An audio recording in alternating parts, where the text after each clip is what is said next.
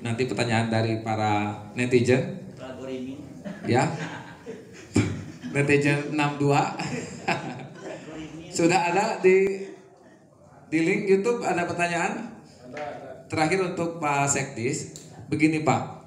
Kalau tadi Bajnas itu amanat Undang-Undang Nomor 13 Tahun 2011.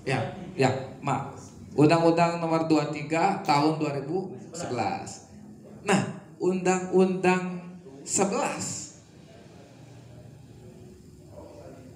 Tahun 2011 itu tentang Undang-Undang fakir miskin, Pak. Jadi di tahun yang sama, Pak. Jadi begini, Pak. Di undang-undang itu saya lihat ada pasal 9. Saya udah kopikan.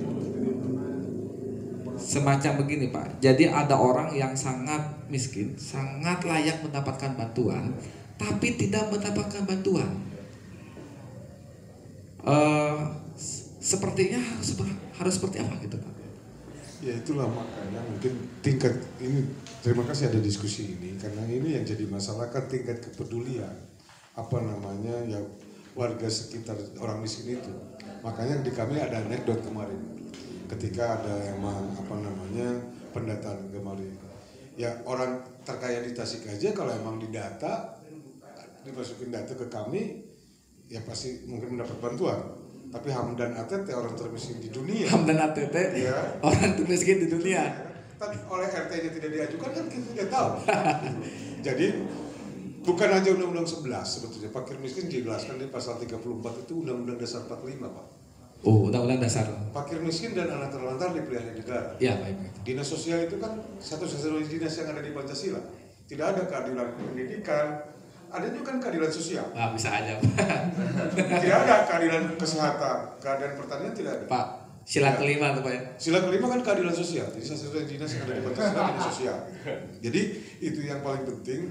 Inilah tingkat kepedulian. Sebelum kronologi kan ke tetangga dulu harusnya. Jadi bagaimana merasakan sebetulnya tidak akan terjadi seperti yang dibilang itu ketika tetangganya peduli melaporkan ke pemerintah setempat, ke RT RW, mungkin kelurahan kan bisa langsung ke kami kan gitu. Jadi kami siap 24 jam untuk hal itu kan.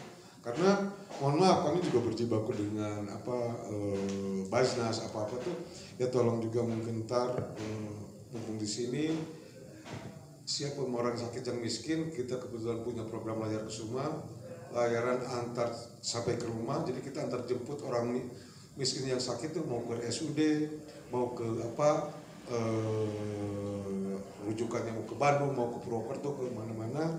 Karena kita juga sudah MOU dengan Rumah Singgah Yayasan Al-Fatih, dengan Rumah Teduh. Jadi tinggal mau lapor, kita verifikasi, kita antarin ke rumah sakit. Setelah semua kita juga jemput kembali. Karena juga ya, transportasi Pak. Itu meskipun 50.000 juga kan 5 kg beras. Gitu. Ya baik Pak. Ini Pak, kalau di undang-undang itu kan seorang fakir miskin yang belum terdata dapat secara aktif mendaftarkan diri kepada lurah atau kepala desa atau nama lain yang sejenis di tempat tinggalnya. Betul. Tapi Pak, realitas di lapangan, jangankan kelurahan mendata rakyat miskin, orang miskin datang ke kelurahan pun nggak tahu harus gimana. Makanya mudah-mudahan ketika mungkin dia mulai sudah terpampang, orang miskin juga kan mungkin bisa baca gitu. Oh, saya kenapa tidak ini?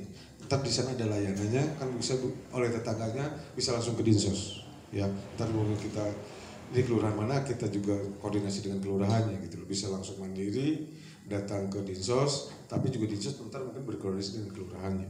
Kan kita juga pada ke lapangan. Seperti sekarang contohnya bansos kesehatan itu ajuan dari SKT Mapau, tapi tetap SOP-nya kita verifikasi ke lapangan ada butuh apa-apanya. Jadi dengan dipampangnya itu diharapkan fakir miskin tahu kenapa saya mendapatkan bantuan, dan juga ada mungkin efek ya ntar di sana itu side efeknya si tetangganya juga yang mungkin lebih mampu daripada orang miskin ternyata ada di dalam daftar, ternyata yang tetangganya sebelahnya yang miskin. Nah ini juga mungkin benar-benar menjadi dinamika dan perbaikan ke depannya supaya juga dalam usulan itu jelas-jelaskan gitu ya. Itu terima kasih. Baik Pak. Terima kasih Bapak Sekdis. Begitu pertanyaan terakhir dari saya. Kalau tidak ada pertanyaan lainnya dari netizen 62, Indonesia. 86. Oh ini Pak, kita di Ansor Kota Tasik ada PAC namanya ya. PAC itu pengurus Ansor kecamatan. Jadi di tingkat kecamatan ada PAC. Ya, pengurus anak cabang. Saya mau ngobrol PAC pengurus anak cabang, tapi karena udah maghrib ya, menjelang maghrib. Ini Pak di PAC Cipedes kita itu ada koin Ansor. Koin Ansor itu semacam mengumpulkan dana swadaya dan dilakukan tasarrufnya distribusi seperti halnya Bajnas Pak. Mungkin kedepannya PAC Ansor Cipedes bisa berkoordinasi dengan Bajnas supaya pengumpulannya lebih cepat dan pendistribusiannya lebih banyak yang mendapatkan manfaatnya. Sahabat-sahabat sekalian, dimanapun Anda berada, jika tidak ada pertanyaan, Pak Sekdis barangkali ingin menambahkan sebagai closing statement diskusi kita kali ini. Silakan Pak Sekdis. Terima kasih mungkin atas diskusi ini. Yang jelas kami juga mudah-mudahan semua orang miskin bisa terdata, bisa mendapatkan haknya sesuai dengan Undang-Undang Nomor 11. Kedua juga kami juga makanya moto di dinas kami itu sumringan, sumping pusing mulang bunga. Sumringah, sumping, pusing, mulang bunga. Jadi yang datang pusing setelah ke dinsos jadi bunga. Setelah balik pulang dari dinsos jadi bunga. Itu dicatat itu. Nggak usah khawatir bagi orang miskin juga yang kesehatan orang sakit. Insya Allah kita bantu dengan bansos kesehatan. Jadi kalau Bob Marley no woman no cry, makanya kalau di dinsos no money no cry. Karena ada dinsos itu. Ya, itu aja mungkin terima kasih atas undangannya ke sini. Mudah-mudahan apa yang diharapkan kita bantu para orang miskin di Kota Tasikmalaya bisa terlaksana. Terima kasih Pak Sekdis. Selanjutnya Bapak Mamat dari Bajnas untuk closing statement diskusi kita kali ini. Terima kasih. Terakhir kata-kata saya sebelum meninggalkan. Pertama, Bajnas itu lembaga yang fungsinya untuk mengumpulkan zakat atas perintah Allah Subhanahu wa taala dengan SK pemerintah dan untuk penanggulangan kemiskinan, baik kemiskinan secara struktural ataupun kemiskinan karena pribadinya sendiri. Itu. Kemudian membantu pemerintah di bidang penanggulangan kemiskinan karena lembaga pemerintah. Mudah-mudahan bermanfaat untuk kita semua. Terima kasih. Hebat sekali kalau ajengan kau pegang mic itu keluar ayat Qurannya. Saya jadi ingat bait warukbatun fil khairi khairun wal amalu birrin yazin wal yukos malam yukol. Kira-kira itu di bait Alfiyah bab itu bait ke-46 ya. Bukan itu 47 dokter. Jadi warukbatun fil khairi khairun, kita mencintai kebaikan maka kita sudah menjadi orang baik.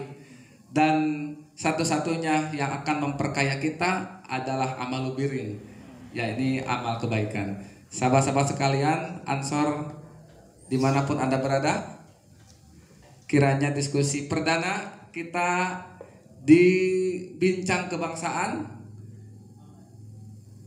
diakhiri dengan bacaan hamdalah bersama-sama. Alhamdulillahirabbil alamin.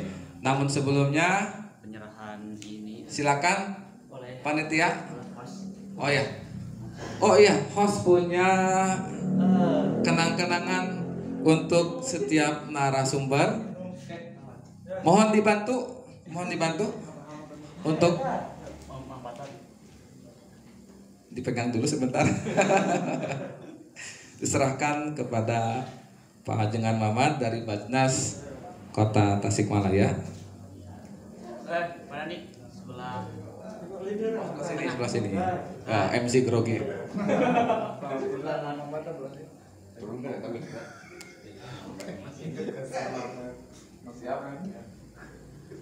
Satu lagi, ini karya kader Ansor Pak. Ini kader Ansor Kawalu. Ya.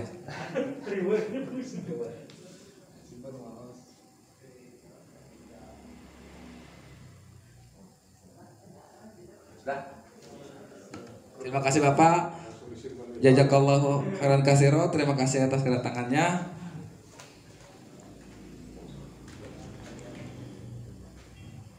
Sahabat-sahabat sekalian dimanapun Anda berada, demikian rangkaian kegiatan diskusi perdana Bincang Kebangsaan kita hari ini.